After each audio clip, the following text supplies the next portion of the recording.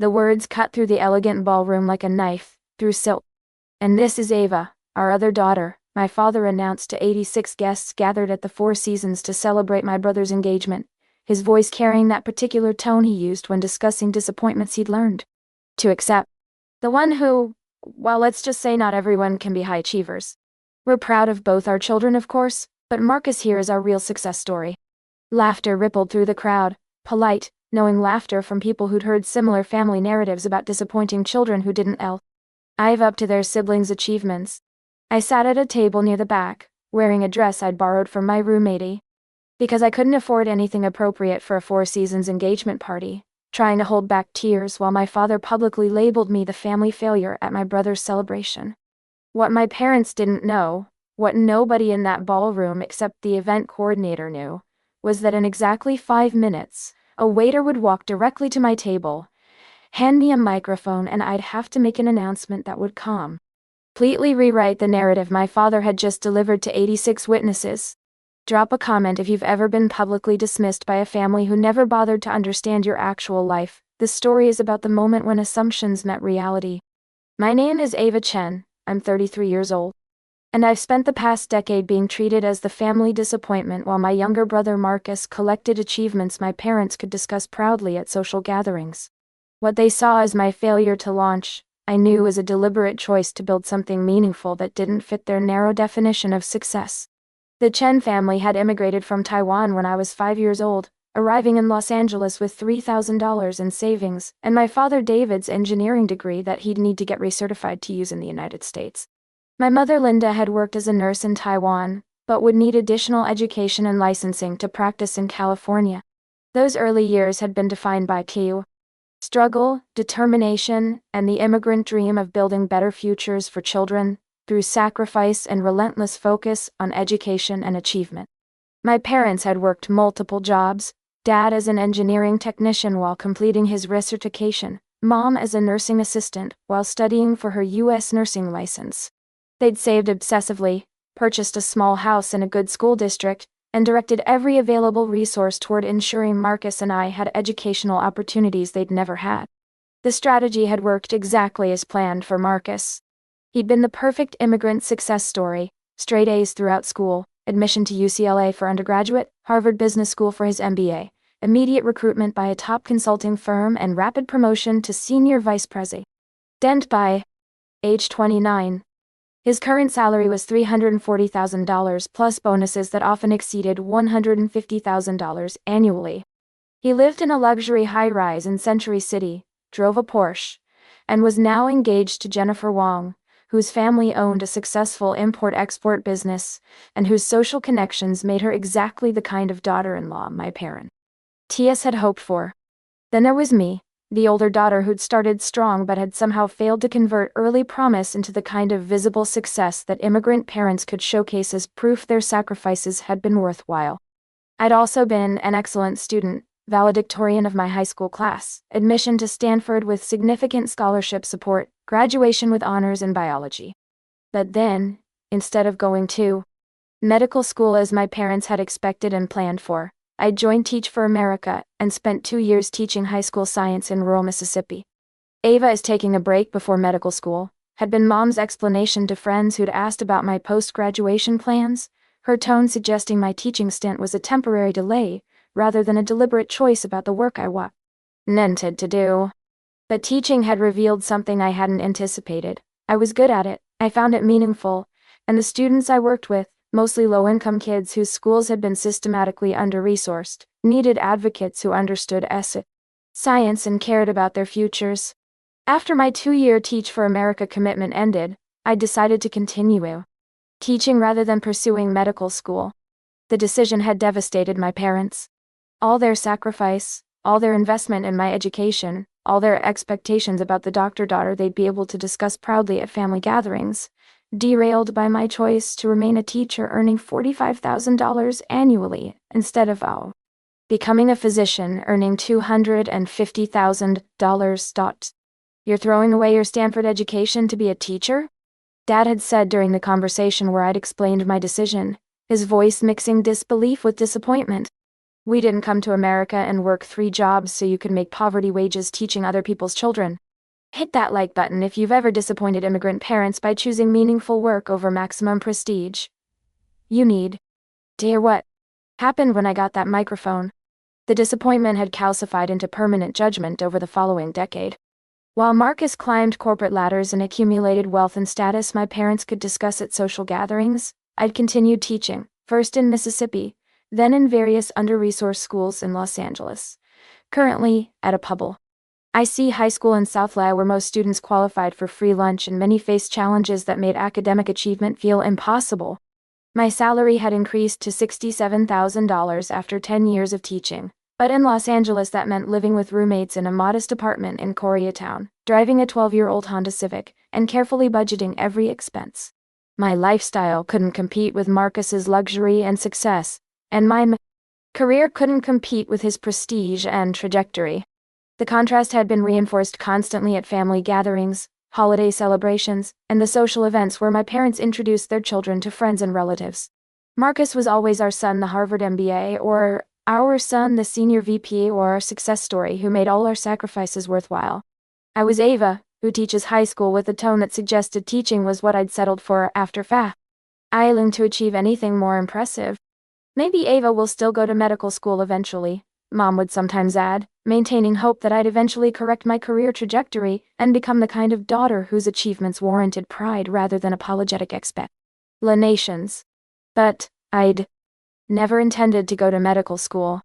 My passion was education, specifically, working with students who'd been told by their schools, their circumstances, and often their own families that they weren't capable of academic achievement or professional success. Teaching science to kids who'd never imagined themselves as scientists, helping students discover they could understand complex concepts despite inadequate preparation, advocating for teenagers whose potential was being wasted by systems that I had given up on them. That work felt more meaningful to me than any high-salary career I could have pursued. My parents couldn't understand that choice. Their immigrant experience had taught them that success meant escaping poverty and achieving financial security, and they measured their children's achievements by how completely we'd move beyond the struggles they'd endured. Marcus had validated their sacrifices by becoming wealthy and prestigious. I'd apparently wasted their investment by choosing work that kept me in exactly the kind of economic insecurity they'd worked so hard to escape. The engagement party for Marcus and Jennifer had been planned for 3 months, my mother working with Jennifer's mother to coordinate a celebration that would appropriately reflect both family status and success.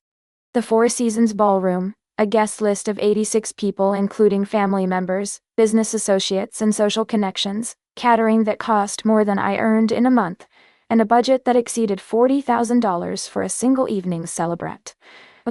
I'd been invited with the same casual obligation that characterized all family events, expected to attend, not particularly wanted, certainly not central to the celebration. The invitation had specified cocktail attire, which meant I'd borrowed a dress from my roommate Sarah because my teacher's salary and student loan payments didn't leave room for purchasing formal wear I'd rarely need. The evening had progressed exactly as I'd anticipated. Conversations about real estate investments, business ventures, career achievements, and the kind of financial concerns that dominated the lives of people whose incomes were measured in hundreds of thousands rather than tens of thousands.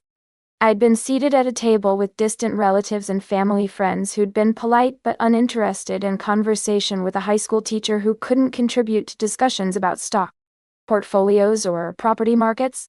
Comment invisible if you've ever attended family celebrations where you were present but not really seen. This feeling was about to change dramatically.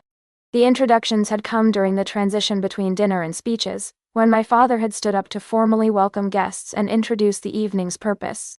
He'd been eloquent about Marcus's achievements, Jennifer's wonderful family, and the joy of seeing his son succeed beyond anything he and Mom could have imagined when they'd arrived in America 33 years ago. Marcus represents everything we hoped for when we came to this country, Dad had said, his voice carrying genuine emotion. Harvard Business School graduate, senior vice president at 29, engaged to a wonderful woman from a family we're proud to join with our own. He's our success story, the proof that immigrant sacrifice and hard work laid to the American dream. The applause had been enthusiastic, and Marcus had stood to acknowledge the recognition with appropriate humility and gratitude.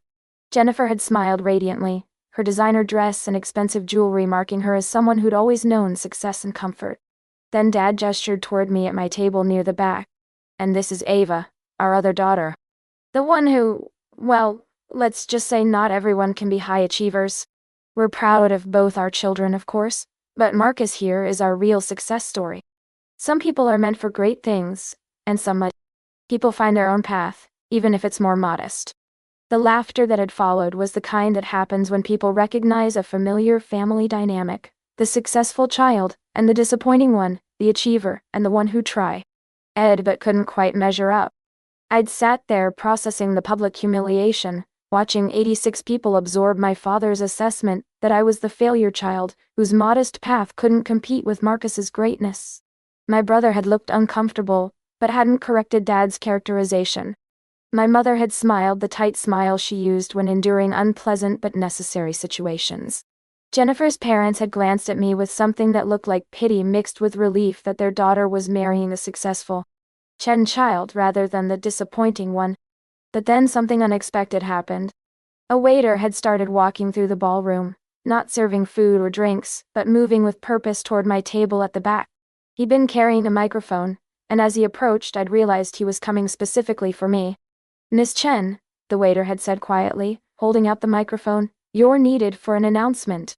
The event coordinator said it's time. Every head in the ballroom had turned toward us. My parents looked confused. They hadn't planned for me to make any announcements, hadn't given me any role in the evening's proceedings beyond being present as family obligation. Marcus looked equally puzzled. Jennifer's expression suggested she was trying to figure out what was happening. I'd taken the microphone with shaking hands, understanding that the moment I'd been dreading for 2 weeks had finally arrived. The event coordinator had sent me an email 14 days ago, explaining that there was a situation with the venue that required my immediate attention and my authorization to proceed with certain arrangements. I had handled it quietly, not telling my family, because I hadn't wanted to complicate their celebration or create conversations about things I preferred to keep private. But handling it quietly had apparently included some details I hadn't fully understood, including this moment where I'd need to make a public announcement to 86 guests who just heard my father label me the serial family failure type moment. If you're ready for the complete reversal, this is where hidden realities became unavoidably public. I'd stood up, microphone in hand, trying to find words for an announcement I hadn't prepared, because I'd thought it would be handled by hotel staff without involving me publicly. But the event coordinator was standing near the entrance making go-ahead gestures, apparently believing I was ready for this moment. "I apologize for interrupting the celebration," I'd begun, my voice carrying across the ballroom through the sound system. "There's something I need to address that affects tonight's event, and that I should have mentioned to my family before now." My parents had been staring at me with expressions mixing confusion and concern, apparently worried I was about to make some kind of scene or announcement that would embarrass them further at Marcus's engagement party. 2 weeks ago, the Four Seasons contacted me about a billing issue with tonight's event. There had been some confusion about payment authorization, and they needed to verify certain details before proceeding with the final arrangements. I'd paused, watching realization start to dawn on the event coordinator's face that I was out to reveal something I'd been keeping private. But there was no way to make this announcement without explaining why the hotel had contacted me instead of my parents or Marcus. The confusion happened because I'm the one who paid for tonight's celebration. The venue, catering, everything, it's all being paid from my account. The hotel contacted me because they needed my authorization for some additional arrangements Marcus and Jennifer had requested. The silence that followed was absolute. 86 guests processing information that made no sense given what they'd just heard about me being the failure child who'd chosen teaching over more lucrative careers. My mother had made a small sound, something between a gasp and confusion.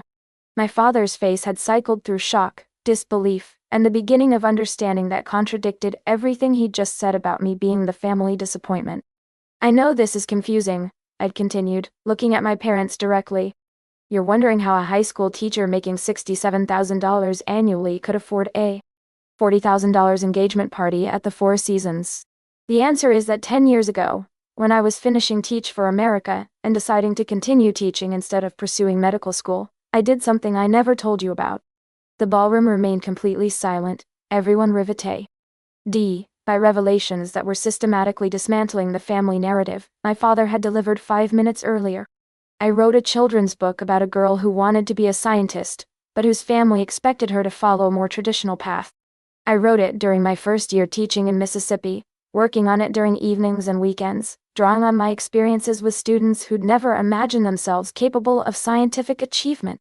I'd paused, trying to find words for something I'd kept private for a decade, because sharing it would have changed family dynamics in ways I hadn't wanted to deal with. The book was published by a major publisher and became a New York Times bestseller.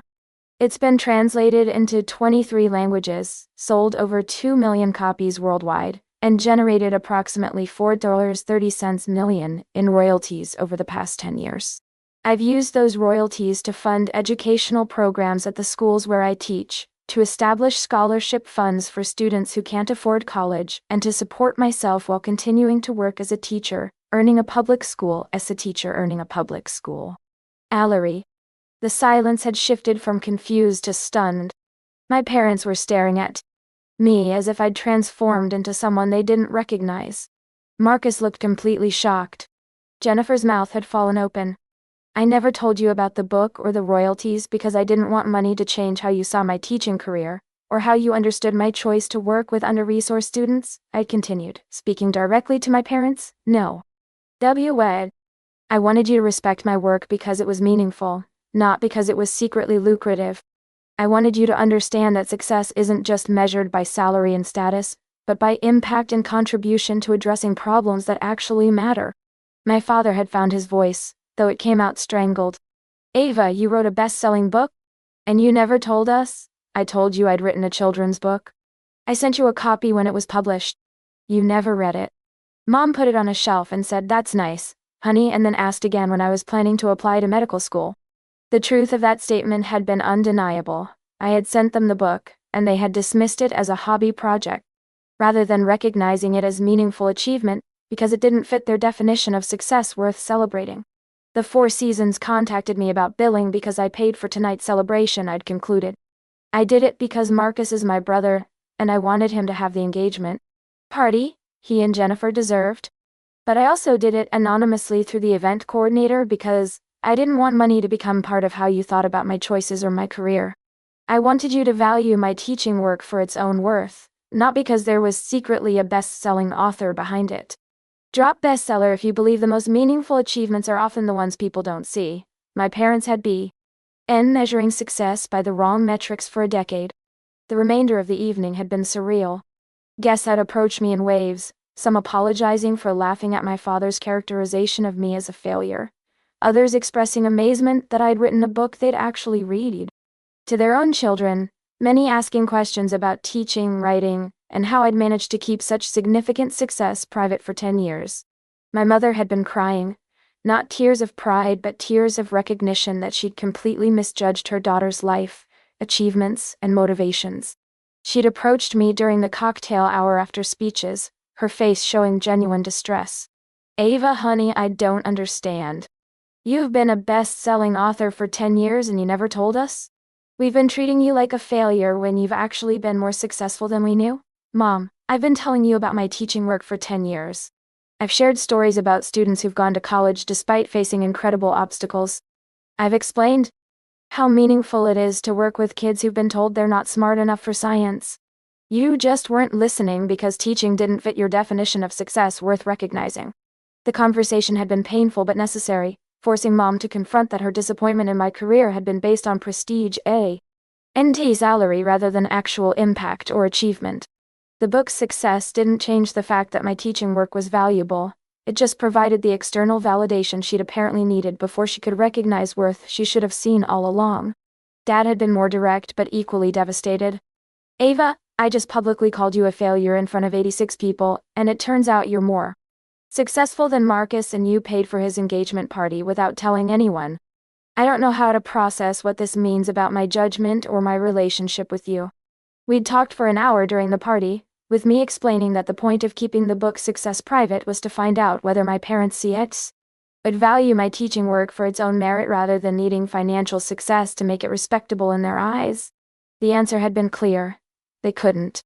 They'd needed me to be wealthy before they could respect my choice to work with under-resourced students.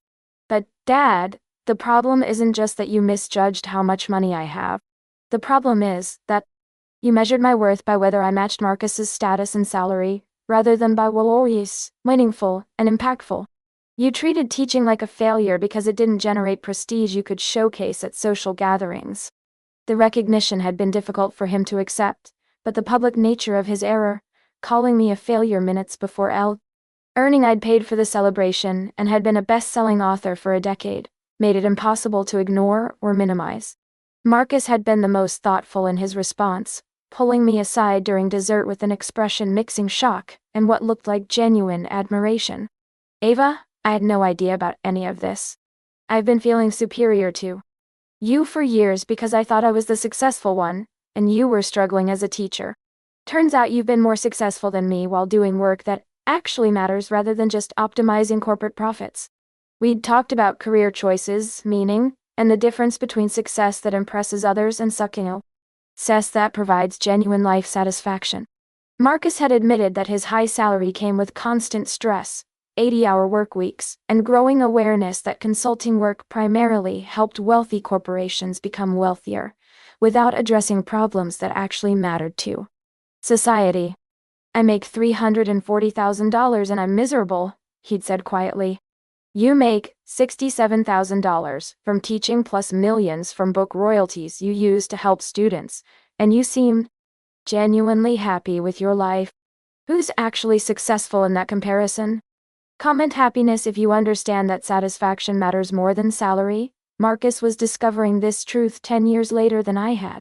The aftermath of the engagement party revelation transformed multiple relationships and forced my family to reckon with assumptions that had governed their understanding of success and worth for decades. My parents had spent the weeks following the party processing the revelation that their failure daughter had actually been more successful than they'd known while choosing to work in exactly the field they'd viewed as disappointment and WW's day of potential.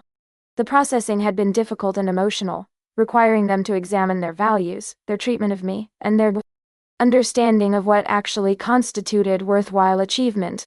Ava, we came to America so our children could escape poverty and achieve financial security, Dad had explained during one of many long conversations we'd had since the party. Watching you choose teaching, which kept you in exactly the kind of economic insecurity we'd worked so hard to escape, felt like rejection of all our sacrifices. We couldn't see that you'd actually achieved financial security through your writing while maintaining commitment to work you found meaningful. But Dad, even if I hadn't written a successful book, my teaching work would still be valuable.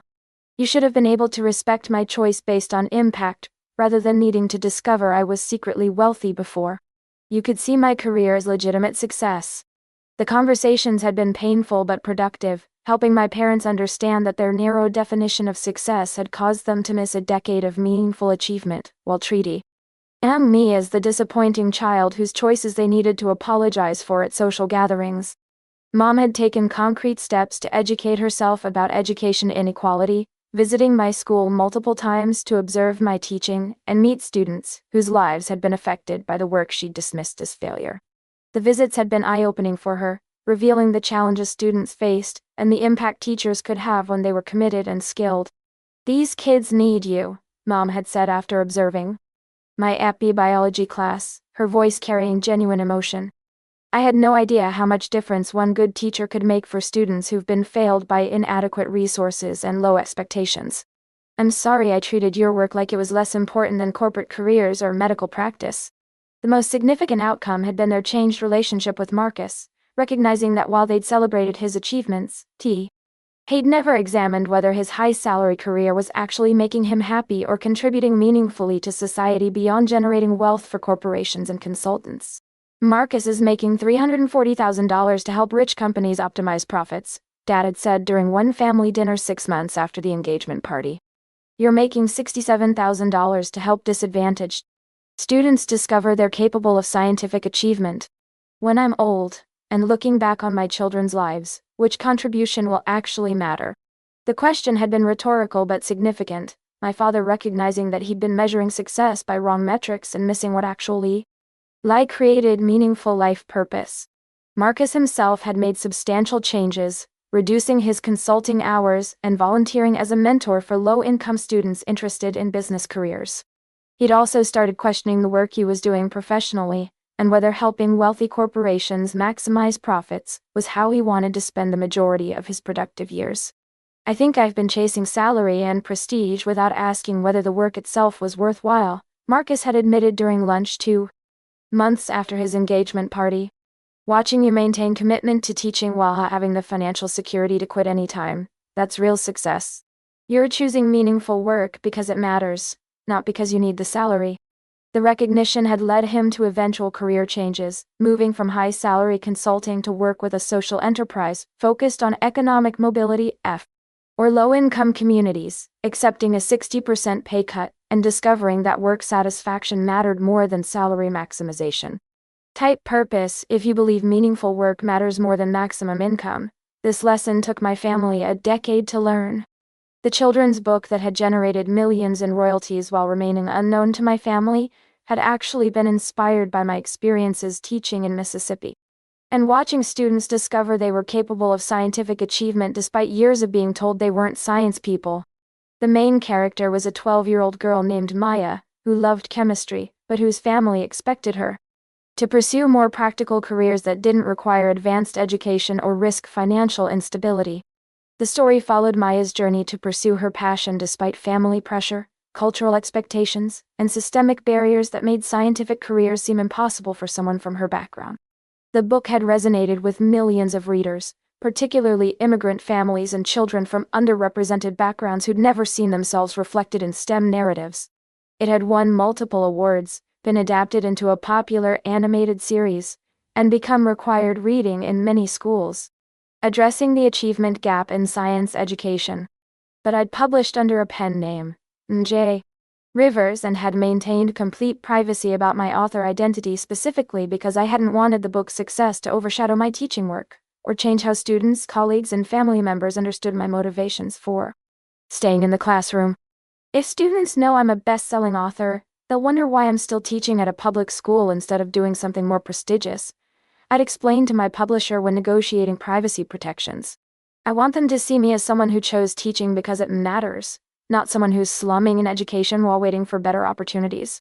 The privacy had served its purpose for a decade, allowing me to maintain credibility with students and authenticity in my relationships. But the engagement party revelation had exposed my dual identity in ways that required adjusting how I navigated both my teaching career and my writing success. Students had been surprisingly unfazed when they discovered their AP biology teacher was also M.J. Rivers. If anything, learning that I'd achieved commercial success while choosing to continue teaching had reinforced their trust that I was in the classroom because I genuinely cared about their education rather than because I couldn't do anything more impressive.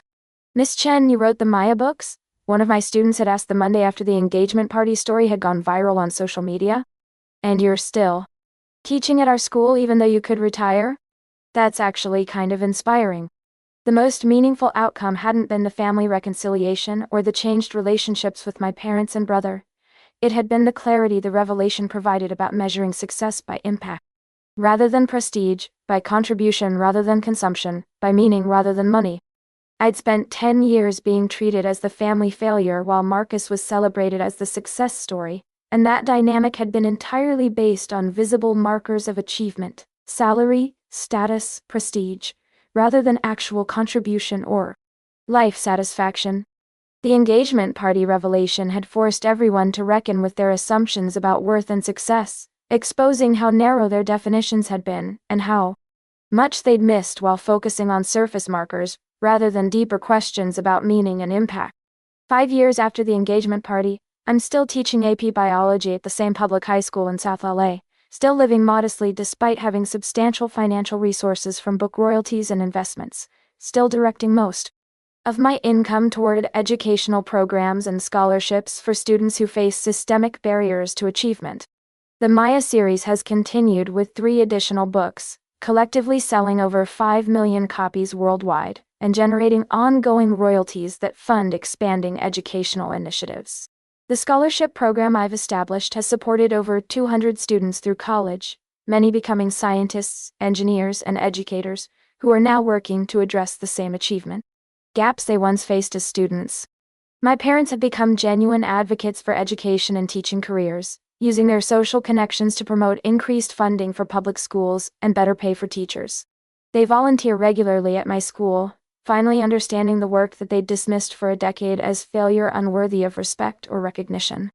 Marcus and Jennifer are married and building lives that prioritize meaning over maximum income, both having made career changes that reflect values they'd never examined before the engagement party forced uncomfortable reckonings with some tears about success and purpose.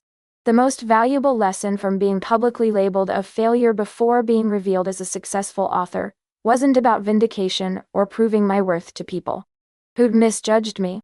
It was about understanding that the most meaningful achievements often happen quietly, that impact matters more than visibility, and that success defined by contribution rather than consumption creates more sustainable life satisfaction than the chain, and any high salary or prestigious title ever could.